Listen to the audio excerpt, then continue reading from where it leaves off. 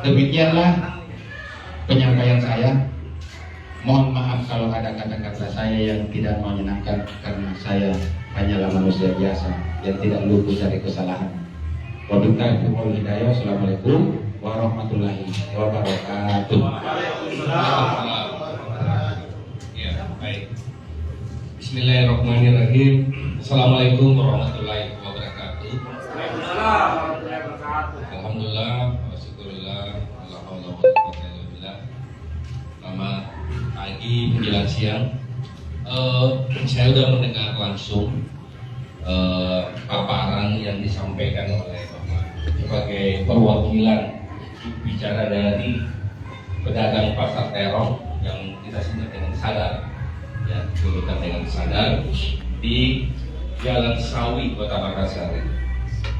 Yang pertama, soal pasar terong ini saya kira sudah menjadi hampir tiap tahun ini sudah menjadi keributan selalu, ya, persoalan penataan, ketertiban dan lain-lain. Tentu saya sebagai anggota dewan bersama Pak Arkur, saya perkenalkan diri, saya lupa, maaf, saya pimpinan DPR Adi Rashid Ali dari Fraksi Demokrat bersama Pak Arif Bingkule, Komisi C dari Fraksi Partai Demokrat. Nah, kembali kepada itu, dari dulu saya sudah menyampaikan kepada pemerintah kota, ini pasar terong mau seperti apa nanti? Haruskah seperti itu dibiarkan saja lepas, atau mau ditata, atau mau ditertibkan, atau bagaimana? Kembali kepada pemerintah kota. Nah, pertanyaan saya adalah kepada kita semua, apakah penjualan selama ini yang lapak-lapak meja, Pak, ya, itu sudah diberi izin oleh pihak PD Pasar Terong atau pihak pemerintah terkait? Itu pertanyaan satu. Kedua, apakah penjualan itu menggunakan pasung? Pasung itu adalah jalan, taman, atau apa?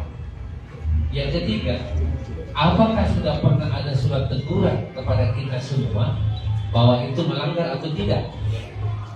Tolong dijawab dulu tiga pertanyaan saya. Kalau itu sudah terjawab, saya bisa memahami dan memberi kesimpulan dan memberi rekomendasi kepada pemerintah kota bahwa poin-poin apa yang harus dilakukan. Kita open aja, terbuka. Apa kesalahannya pemerintah? Mungkin juga ada salah. Bisa saja. Bisa juga pemerintah ada salah. Nah, solusinya apa? Apa keinginan kita gitu? Kalau semua ini ada salahnya, ini juga ada salah, ini ada benarnya, ini ada benarnya, kan begitu. Berarti harus ada solusi. Solusinya apa? Nah, itu yang saya mau dengarkan langsung dari kita. Silakan biar kita tutup poin aja kan, supaya apa? Silakan. Oh, Pak Enal. Silakan Pak Enal. Assalamualaikum warahmatullahi wabarakatuh. Terima kasih banyak Pak Ketua, Pak Ketua Bapak, dalam hal ini Bapak Rashid Ali serta Bapak dan Bapak lain. Saya mau langsung pada pertanyaan tadi. Kalau dikatakan apakah ada izin, agak absurd mau dijawab itu secara de facto. Karena kita harus tarik ke belakang tahun 58, terong itu halal. Dia halal. Yang mana tidak ada pemiliknya, orang urban yang datang ke sana itu bikin produk-produk. Ini awal, ini hasil penelitian. Saya punya bukunya dunia dalam punya dan film dokumenter. Pasar terong. Tapi dasar kalau kita nggak mau baca belain susah, nggak boleh menonton. Nah, ini buku ilmiah, ilmiah. Ternyata main bakat rata, tidak ada perkara datanya. Kalau begitu, jadi kalau bilang apa kita diberi izin, kepada siapa kita mau minta izin? Nah, bukan juga tanahnya pemerintah. Rumah ini nggak masuk punya data. Saya punya data tahun 58. Yang kedua, apakah sering dikasih surat teguran oleh pemerintah? Ambiguitas di sana lokasi, Pak.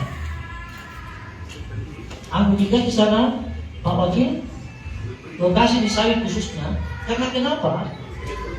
Jalan sawit ini, kalau kita bicara khusus ya jalan sawit, dari jembatan Lokareng ke jembatan Masjid Raya, panjangnya 380 meter, lebarnya 8 meter beserta rolling.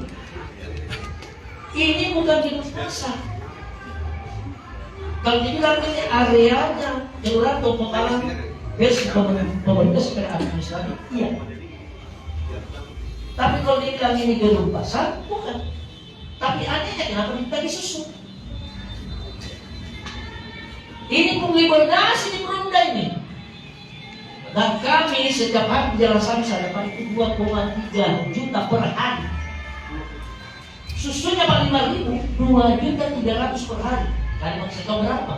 Anehnya dapat lagi kita malok, dapat lagi kita sistem, dapat lagi kita sampah, kalau lagi orang baru dapat lagi kita dapat lagi kita ini aneh. Yang gue bisa katakan tanda kutip, saya menduga Perumda ini bermain-main karturing lewat kontribusi aktoring dari Perda. Itu yang kedua. Yang ketiga adalah sering kita dibully bahwa pedagang ini adalah pendatang, orang liar. Bagaimana mungkin ada yang kasih digusur? Warganya Kansea, warganya Kubis, warganya Mentimo, mereka sudah generasi ketiga di Bali. Mereka sudah generasi ketiga di Bali sana.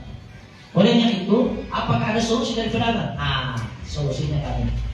Satu, kami mau dialog sama pemerintah kota tentang lokasi ini. Kami mau dialog, tentu dengan dasar data. Sebentar tekniknya siapa yang mengelola?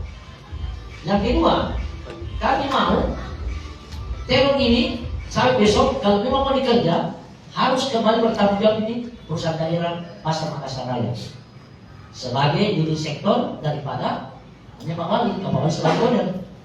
Jadi masa owner bisa balik? Masa Malioboro bisa balik? Kenapa kita tidak bisa? Saatnya 380 meter bisa kita jadikan pasar wisata balik proyek. Ayo deh, siapa Partai Demokrat bisa? Sponsorin siapa tahu? Iya kan gitu.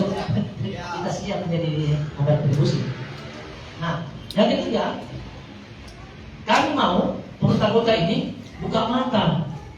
Jangan cuma tahu menggusur. Sekarang ini masyarakat sudah terbuka, sudah mau bermusyawarah untuk mufakat. Kenapa selalu mereka mau dipresur dengan model penggusuran, presur dengan diinjak-injak dan sebagainya? Itu menurut saya tidak manusiawi melalui pernyataan sikap ini. Ini bukan saya buat, mereka bermusyawarah.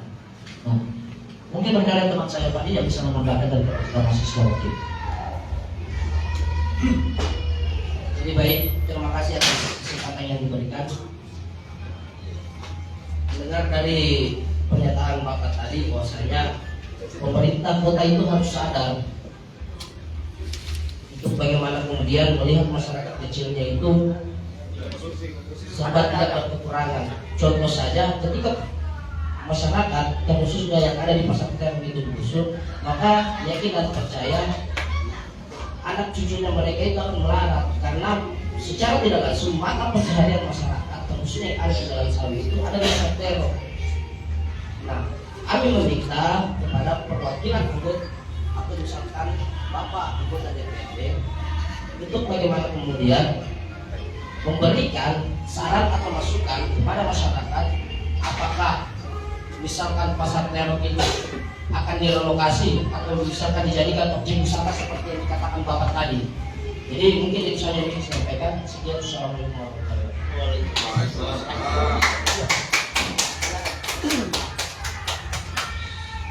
Assalamualaikum warahmatullahi wabarakatuh. Saya yang bernama Siti Aisyah Tanding memohon kiranya kepada Bapak karena ada hal yang kita tidak inginkan di sini. Adapun namanya perbaikan jalan kami setuju saja, tidak jadi masalah. Dan kita memang istilahnya bagaimana caranya itu bisa.